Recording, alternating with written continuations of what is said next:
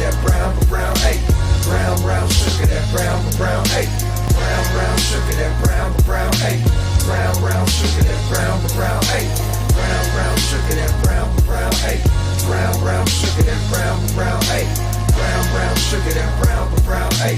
Brown, brown sugar, that brown, brown, hey.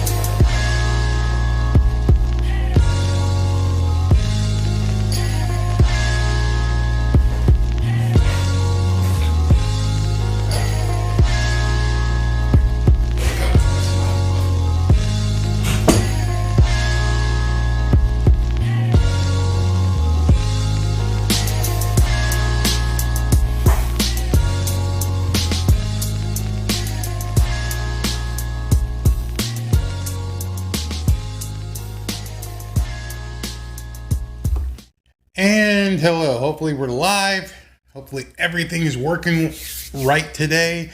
This is the first day back with the live show. We should be streaming both to YouTube, Facebook, and Twitter. So I hope you guys can see it and that I'm not talking to myself, but we are officially back with our live broadcast.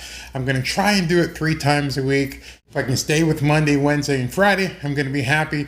But today is the first day back. And thanks for being here. Your source for profit. Hear what you need to know to succeed in today's real estate market.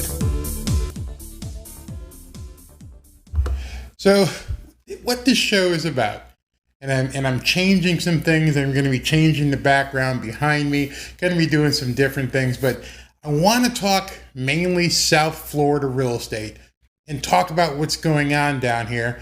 And then we'll sprinkle it in with some sports and some current event news trends out there, some culture stuff. But overall, that's what I'm going to be trying to do.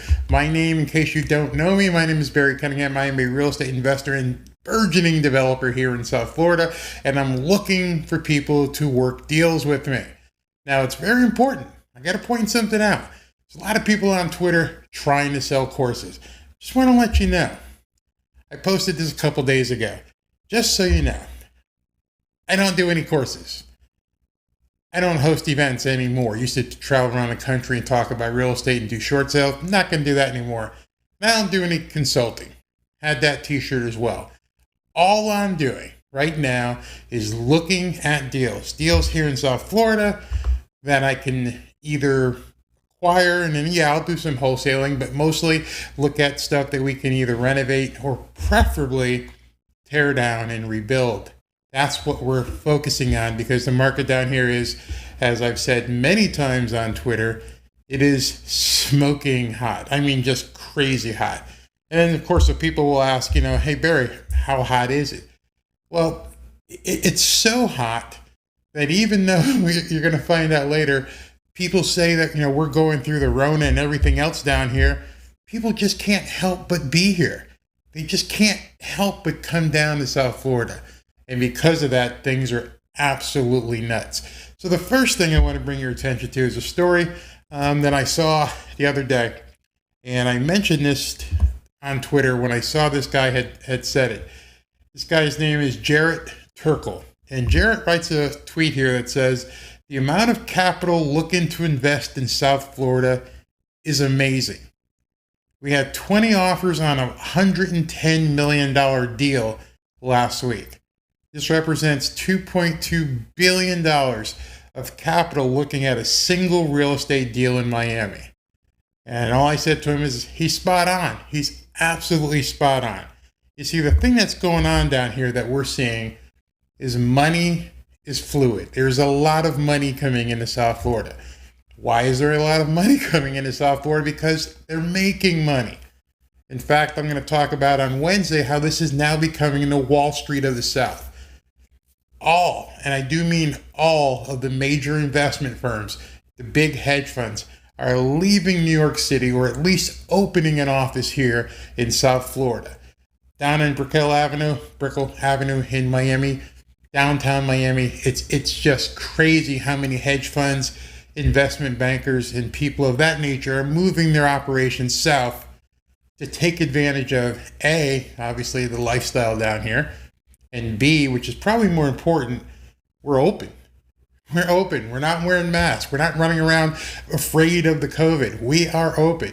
And probably the biggest reason for the escape, no state income taxes. So you couple all those things together, and you've got people coming from New York, New Jersey, Connecticut, as far west as California, and are relocating here to South Florida. And it's causing all the property, everything from, I'd say, Fort Pierce all the way down to Miami, to skyrocket. We're seeing deals where we put a contract in on a property, maybe $500,000, $600,000, $700,000, and before we even close, people are offering us a ton of money to step in and take the deal. Never mind the ones that are getting torn down. We're seeing houses get torn down for $500,000, $600,000, $700,000 acquisition price.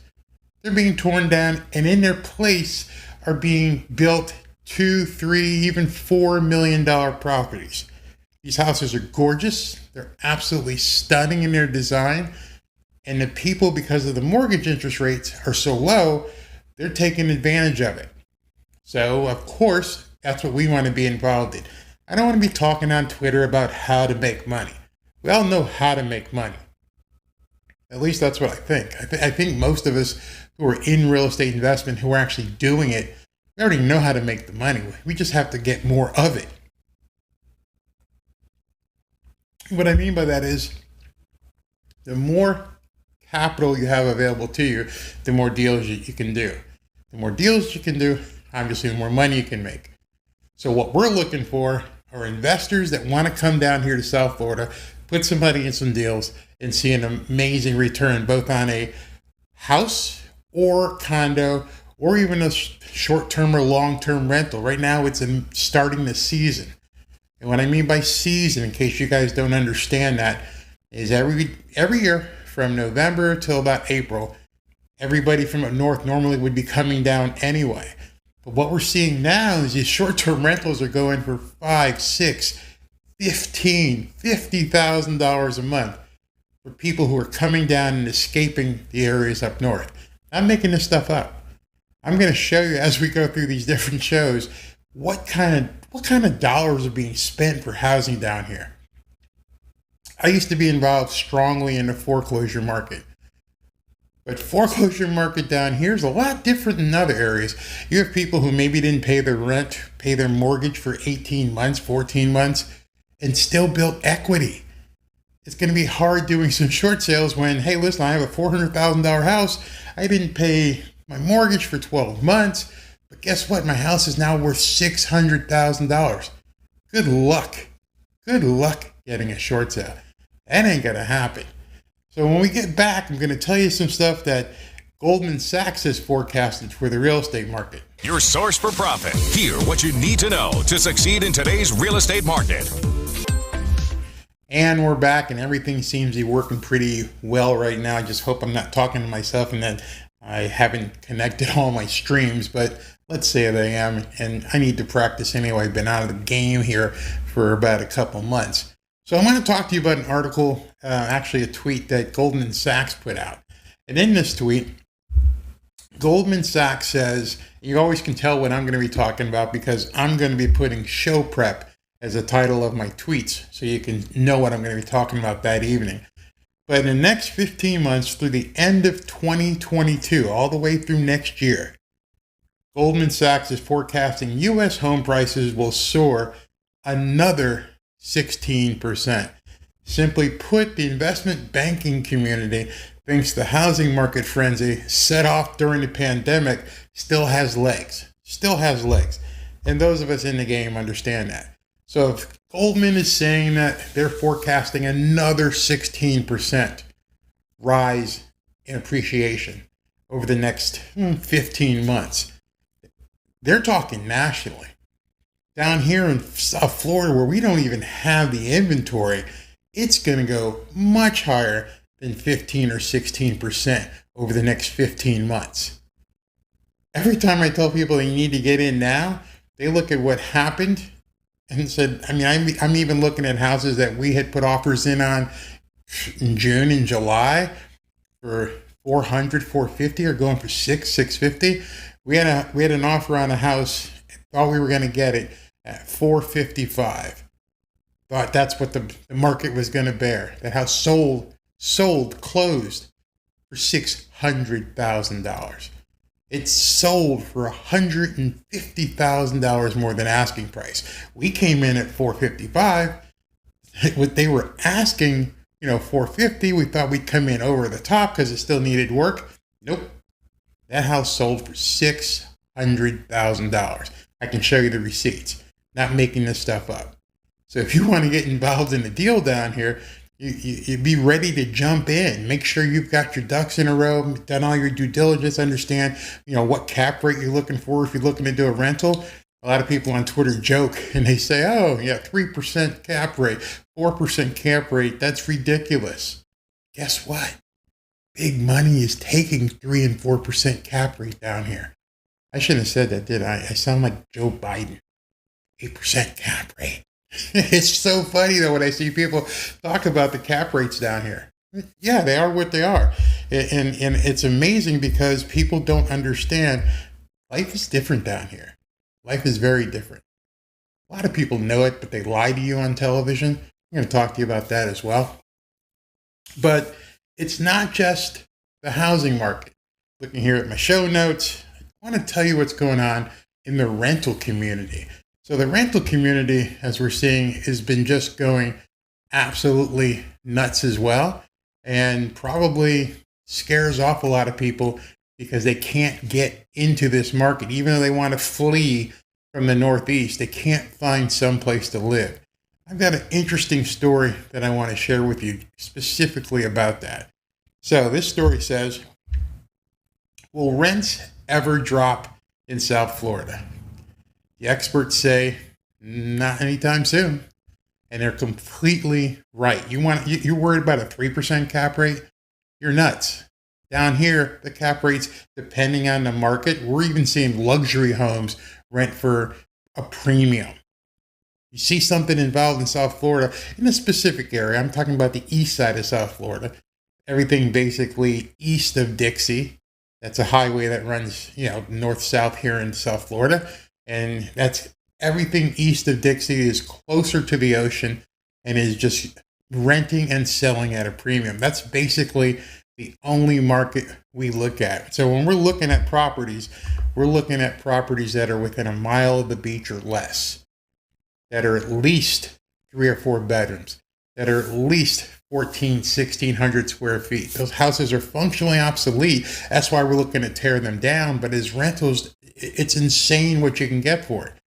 I know there's at least 3 houses up the street from where I live that are being used as Airbnbs or being rented out to students, FAUs here in Boca. They're getting $1,500 to $2,000 a bedroom. So imagine you got a 4-bedroom house and you're going to be able to rent that out for $6,000-$7,000 a month. Guaranteed. Mommy and daddy are writing a check for that. And your mortgage is, what, $2,000, $2,500? How many of those houses could you use? Yes, pretty easy. So let's go back to this article. And I'm going to take you through it really slow and talk to you about some of the things in here. And it says here, with rents on the rise in South Florida, hope you can see that. Maybe I can make that a little bit bigger. Let's go up to 175. Okay, that's good. Now we got it big. With rents on the rise here in South Florida, many are wondering when, if ever, prices will become affordable. Now listen to this. Rent in South Florida has increased astronomically over the past year. By the end of the third quarter in 2021, rents for multifamily buildings in Palm Beach County increased by 28%. 28% year over year from the same quarter. That's in Palm Beach. Broward is 17%. Miami-Dade increased by 14%. Those are huge numbers. You think you can make some money in the South Florida real estate market? I think you can. I'm betting you can. I know you can. This article continues, and it says, and rents won't come down anytime soon. So you've got the, which is pretty fun, you've got the socialists among us who are screaming that, the rent's too damn high. Remember that guy? The rent's too damn high. No, the rent is according to what people are willing to pay. We have to understand that the rent's not too high. The rents aren't through the roof because people just want to be vindictive and charge more. The rents are high because people are willing to pay that rate. There's no such thing as a greedy landlord. I mean, there may be some slumlords out there, but everybody else is looking at what can they make on their rentals. So as we continue, it says prices are projected to rise 8 to 9% in Palm Beach, 8.6% in Broward, and 8% in Miami-Dade by the end of 2022. And that's from CoStar.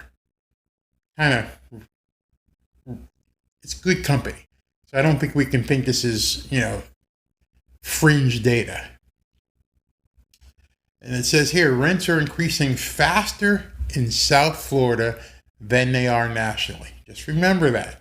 When you see the stories on CNBC and some of these other networks, that Florida is an outlier. Things down here in South Florida are way different than what you're going to see in some other areas. And by the end of the year, South Florida, and this is pretty bad for some, South Florida should be the worst place to rent relative to income, with renters devoting 40% of their income to rent. Think about that. 40% of their income are what people are paying to rent homes and apartments down here in South Florida. You still don't know why people are looking at 3 and 4% cap rates. You understand now that they see what's coming. What may be a 3 or 4 or 5% cap rate today might be a 7, 8, or 9% cap rate in a couple months. But people want to laugh at 3 and 4% cap rate. To me, you're not seeing the forest for the trees. There's a lot going down here. It's amazing. So let's continue. So it says, what's fueling the spike of rent down here? Why is it going up so much? Well, there's been an influx of out-of-state newcomers lured by the South Florida lifestyle, and wait for it, no state income tax. As long as we're going to see these people doing crazy shit up north, between the lockdowns, the vaccine mandates, taxing people out the wazoo, what do you think is going to keep happening? Just for a second, put on your Kreskin hat. Hoping I'm dating myself there. Put on your Kreskin hat and just think. Every time you read one of these articles about nurses and firefighters being fired, or airline pilots saying, "Let's go Brandon," where do you think these people who have the ability to make more money, who want to keep their money, are going to be? Well, I can tell you, they're coming to South Florida. So as you're seeing these articles on TV and you're watching the news, get off of Twitter. Seriously, get off of Twitter. Understand what we're seeing. Understand the shift that's occurring. People talk about redistribution of wealth. Well, it's happening on a bigger scale than an individual. We're seeing entire neighborhoods move and come to South Florida because they like the lifestyle, i.e. we're open, we're not wearing masks, we're not hiding, we're not cowering, and 2, we don't pay any state income tax. Oh, and the trucks are moving up and down I-95 delivering stuff. Our stores have food. Our stores have stuff that people want to buy. So let's continue. So newcomers to the state are able to bid up because rents in South Florida are cheaper than those where they came from. Absolutely. Think about this for a second. If you've never been to New York, people are paying exorbitant amount of money to live in what amounts to being a studio. They're seeing 1-bedroom apartments for $3,000.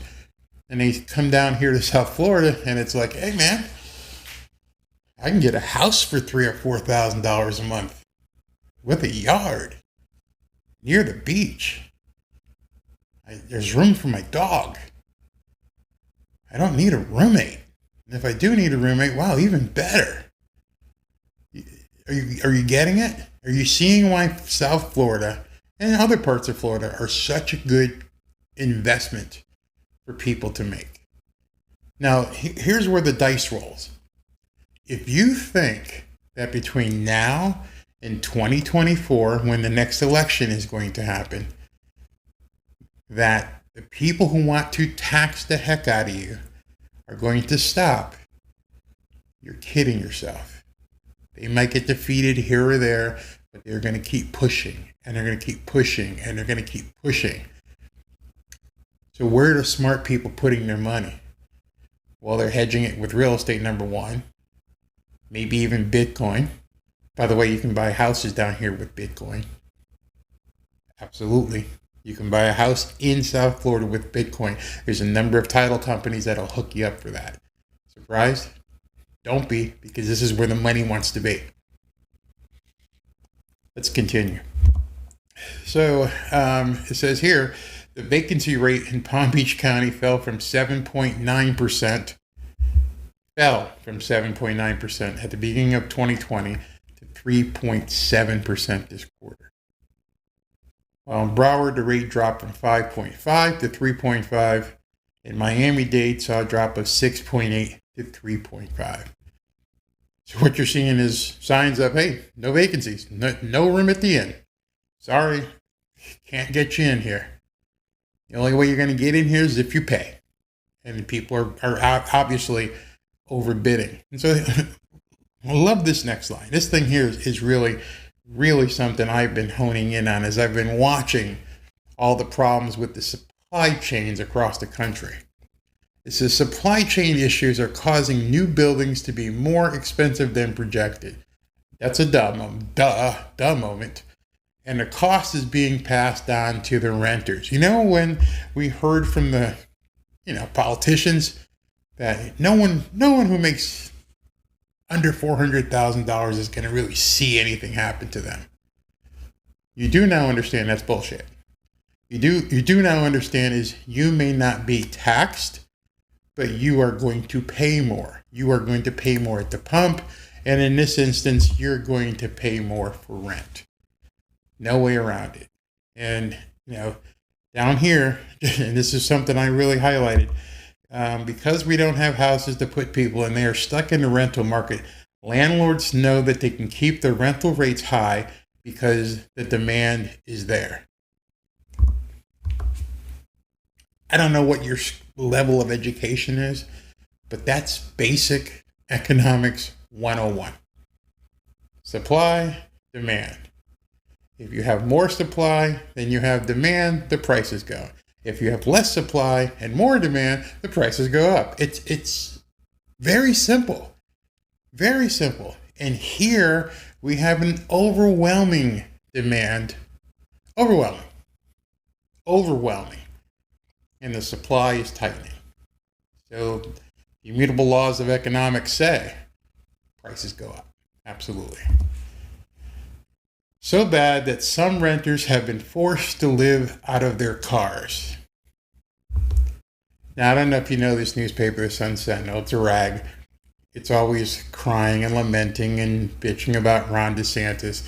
But I can tell you right now that no one has been forced to live in their cars. The word forced is really used to incite people. No one's being forced. No one's coming and saying, hey, listen, you need to get out and go live in your car. Nope. The thing is, so many people want to live here that they are choosing to live in their cars rather than leave. Think about that. If you woke up tomorrow and you didn't have some place to live, would you go sleep in your car, or would you find an apartment in Idaho? Would you find an apartment, I don't know, in West Virginia? Real estate's really cheap there.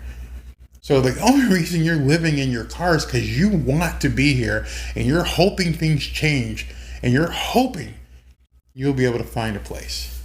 Otherwise, you'd be gone. No one's forcing anyone to live out of their car. That's atrocious. It's meant to incite people who would read this newspaper. I find it appalling that people would say that kind of stuff. Absolutely appalling. But as we said, it remains to be seen when or if the prices taper off. So let me ask you, if you were looking to invest in an area when the demand cannot be forecasted as to when it's going to wane, when all of the economic indicators show that the market is going to continue to appreciate and grow, where would you want to put your dollars? Where do you want to invest in? I'm hoping that you see that, we're in a place here that you may want to look at, that you may want to see if this is something you want to get involved in. And if it is, feel free to give me a call. Your source for profit. Hear what you need to know to succeed in today's real estate market. So I'm going to close with just two things for you.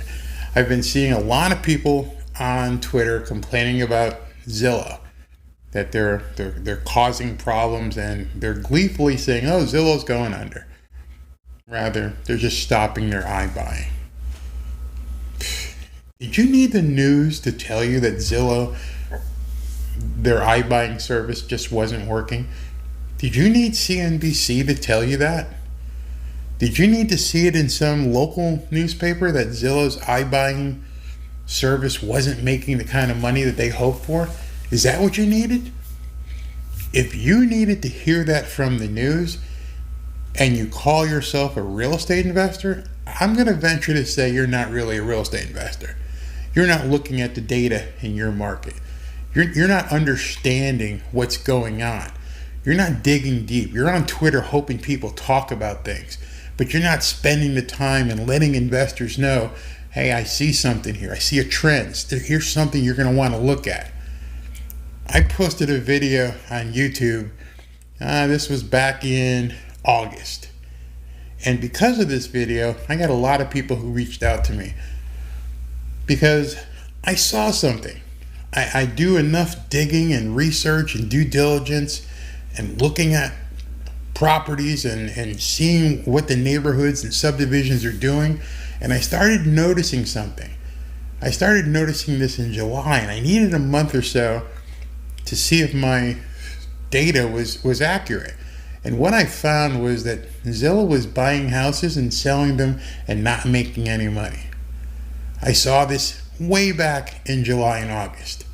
So what did I do? I started contacting Zillow's agents, the people in this market who need to sell for Zillow.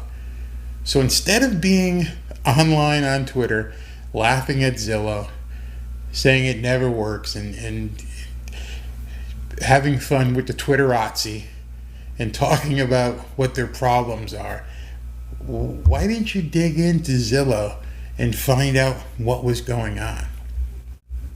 You see, when I talk to investors and they ask me, hey Barry, so what's going on in your market? I can't give them platitudes and a bunch of BS. They need hard data, and I need to be able to back it up. When I put out a prospectus, when I put out an invitation to participate, when I send them the memorandums, I understand that the phone calls that'll come back are going to test me. They're going to test me to see does Barry know what he's talking about? How does Barry know if Zillow's having a problem getting rid of these properties? Well, Mr. Investor, I can show you what they paid for it. I can show you, basically with a HUD statement, what their expenses were going in. I can show you what the property is listed at right now. I can show you, based on their exit strategy, that they probably aren't going to turn a profit. And I can show you how we can buy this property and make it work. That's what we do. We need to be able to show you what the heck is going on in the market. And if you're not in the market, if you're not digging, if you're not there just trying to figure out what's working and what's not, you're going to spend your time on Twitter talking bullshit. Nobody needs a lot of the stuff that these gurus push out. You know what people need? They need hard data. They need to know the money they're going to put out there is going to make a return, and they want to know why you should be the one that they put their money with. I'm not looking to sell courses. I told you that at the very beginning. I'm not looking to do any consulting. I'm not looking to do seminars and events. Did that.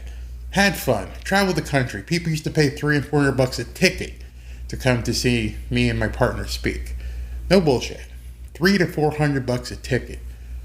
We traveled the country, not just one event. We went around the country and would sell 200-300 tickets, sell out hotels. And one of the things I realized was I don't want to teach anymore. I'd rather speak to investors who want to make money. There's so much available opportunities down here that I'm too busy. And if you want to get involved, you know how to get a hold of me. So before we close, I just want to give you something that's really indicative of what's going on and how you're being bamboozled by the media.